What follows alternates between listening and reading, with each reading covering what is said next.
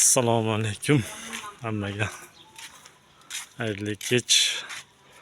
Xudo xolasa mana internetdan ko'rib begimizga kartoshka ekdik. Xudo xolasa natijasini ko'ramiz.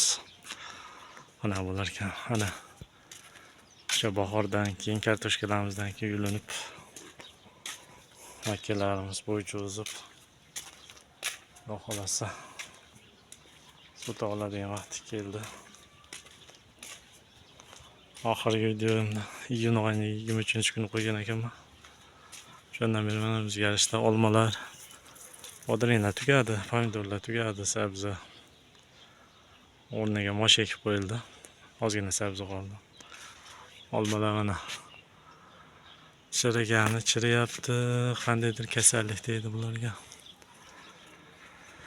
Videoni ko'rib, boqib bir like bosib obuna bo'lib qo'yinglar.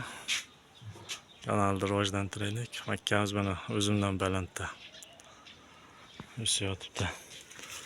Xohlasa oldi. Sut olish, dumbul olishni boshladi. Qurt bor endi. Qurtiga dori sepdik. Shaftollarimiz mana xudo xolasa kuz mahalga pishib chiroyli bo'lib qoladi. Tabiat mana go'zal. Bu yoqda biogomisimizda birinchi partiyasini elab oldik. Biogomislarimizni. İkinci partiyasini chuvalchangini olish uchun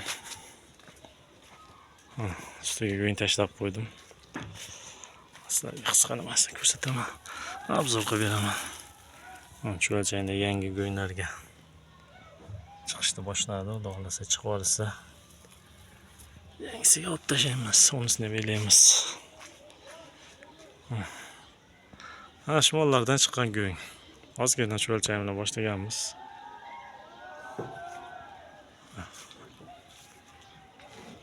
Allohning mo'jizasi, Makka johori o'sib, o'zimdan baland bo'lib ketgan. Go'zal holatda.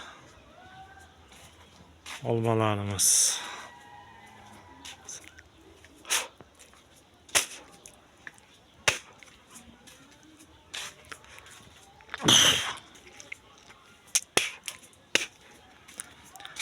videoga like bosib qo'yish esdan chiqmasin.